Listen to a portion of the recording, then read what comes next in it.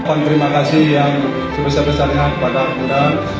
Jika desa tentunya masih banyak kurang Komandan. Terima kasih atas pimpinan, arahan, sehingga bisa terlaksana tugas dengan baik dan berakhir dengan baik.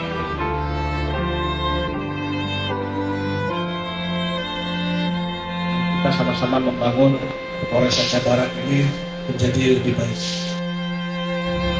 Menjadi doa saya, kemudian saya sampaikan kepada istri juga, kalau berdoa jangan minta di jabatan tertentu, tapi mintalah di tempat yang terbaik menurut pilihan yang Maha Kuasa.